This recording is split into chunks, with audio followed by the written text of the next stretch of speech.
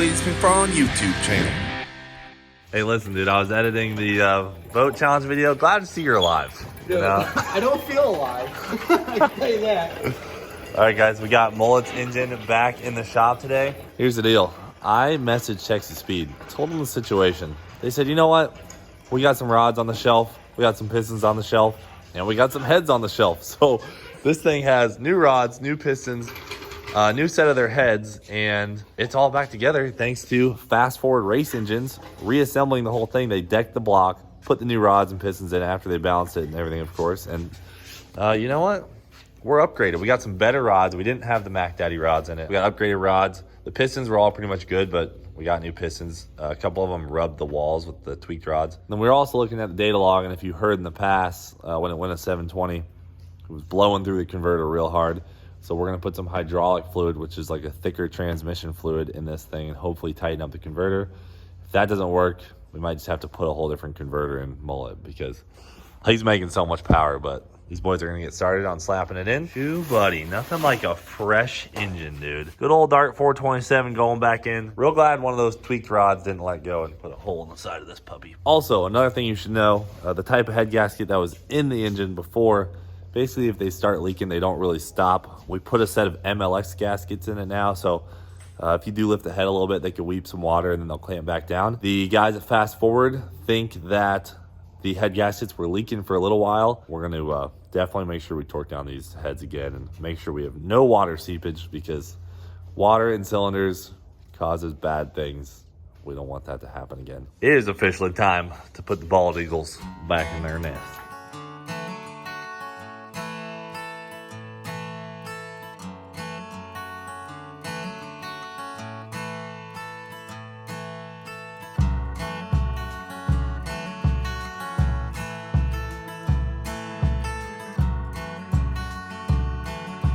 All right, well, Mullet definitely wins easiest car in the shop to put a motor in. Sure.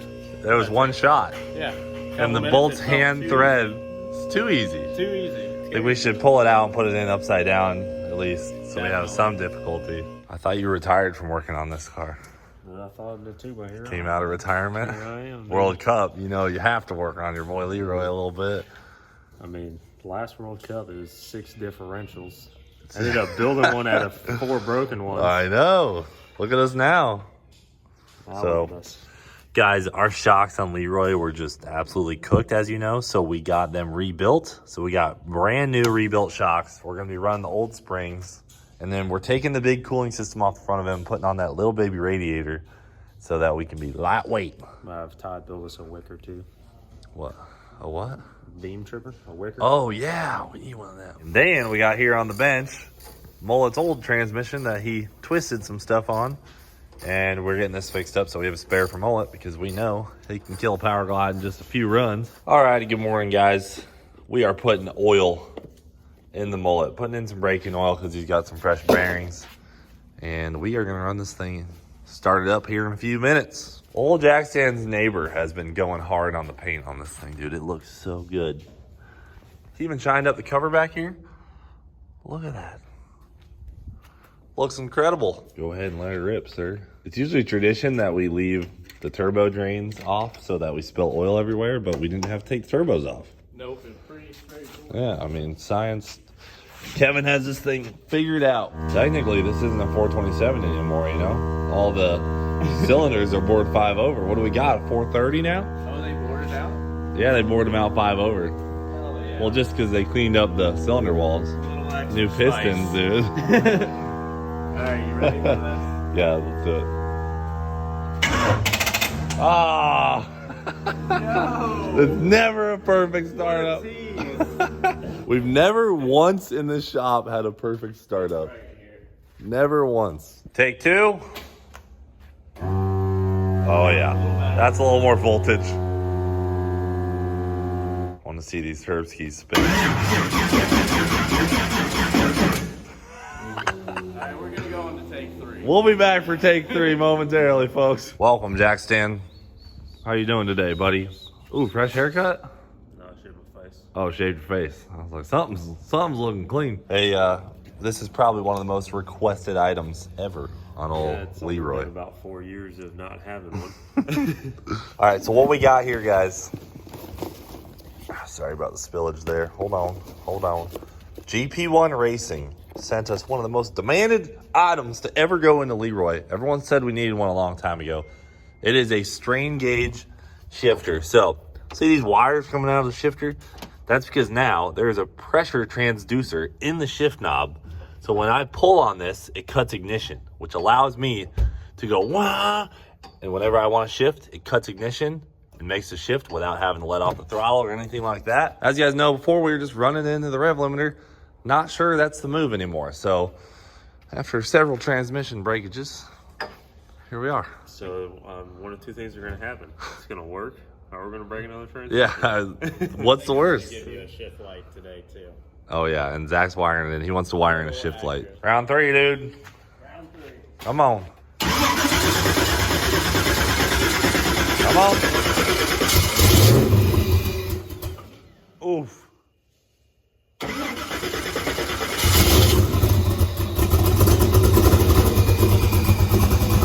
Oh yeah.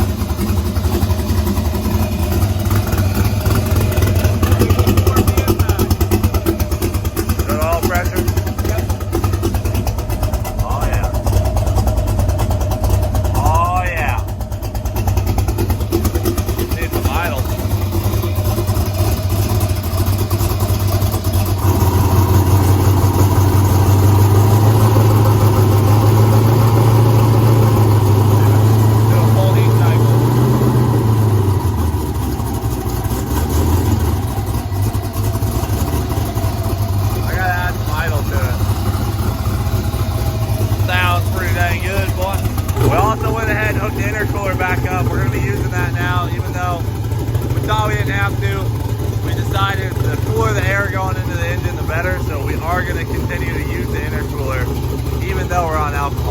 Let's go!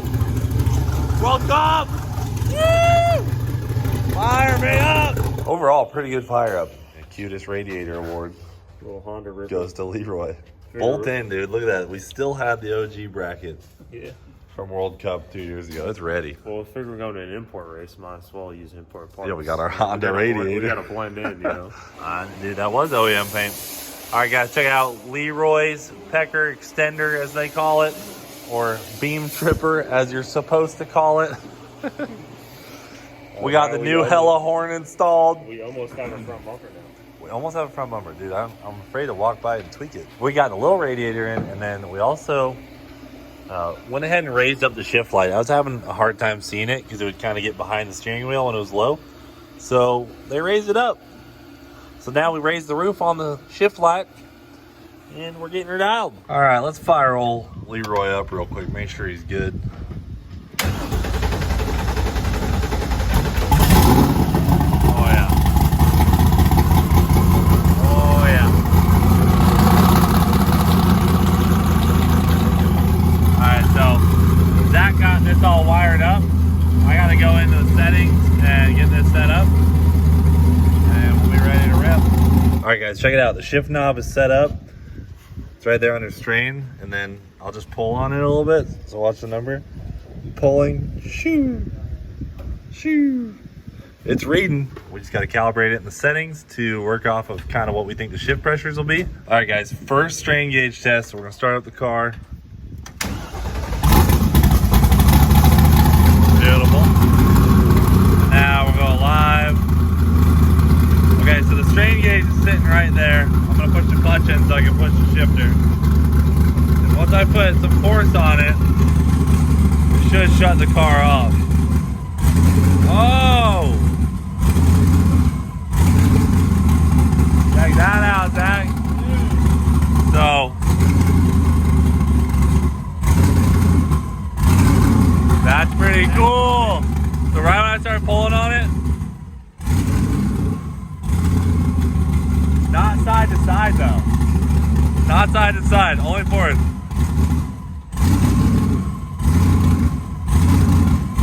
Shout out to GP1 for helping us set this up. And we should be ripping, boys. I don't know if you know this, but the whole back end of the car was seized up. I didn't know that. Check this out, dude. Look at this. Now, you just put a little bit of pressure on it, dude. Oh, nice. Isn't that crazy? It's so loose What now. you're telling me is we're going 480s. This thing. That's what I'm hoping for. Come on. I mean, like, literally, you had to jump on it and it would go like, Yeah, I remember. it would, like, fall down. That's good. So now we got some weight transfer. Yeah. So I'm going to pull this thing out right now, and it'll be ready. Make a couple 60-foot hits today. Man, it's kind of weird. The sun's coming in the shop. Kind of makes for a weird light in here, but that's what happens early in the morning. Ty, tell me about what we got going today. We got new bar angles. So we got new bar angles. We lowered the front of the upper bar, and then we went ahead and went to Mensker shocks in the rear. So And now you lowered the whole I car. lowered the whole car a good bit too.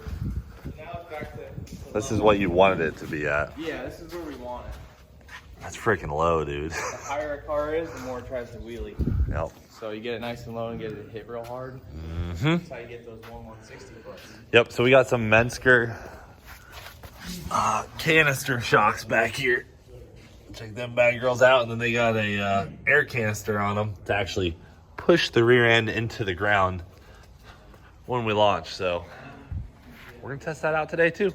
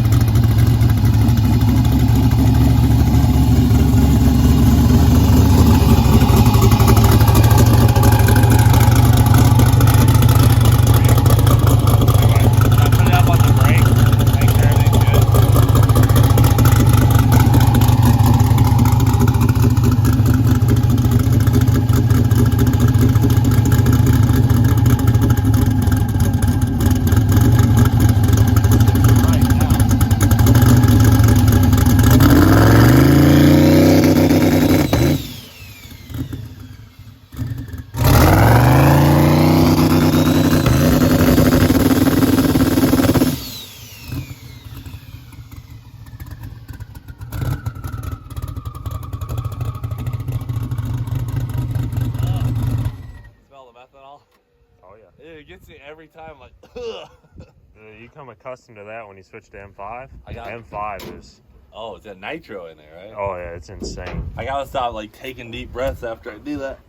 The M1, you know, I could pull the car in the garage running. Now I can't even do that. I got to push it in the garage. So You I got that run it in the nitro. garage with M5 in there, it smokes out the whole garage. I bet. Dude, All right. I didn't know you were allowed to upgrade your boat mid-challenge. Oh, yeah. Hey, dude. I know it's heavy, but it ain't no boat. Ready for World Cup? Yeah, dude. Been a couple years. Ready to be up there, Florida boy cold. I know. It's going to be freezing. It's like 40 the whole time we're there. Good boost weather, though. It's in the 40 when 30s? the sun's out. in the 30s. Oh, frick. During the day, it's like 40, high 50 something. All right, guys. We're going to go do some testing at the track, some 60-foot hits. Make sure these cars are good. But that's it for now. Thanks for watching Do It For Dale. We'll freaking see you later.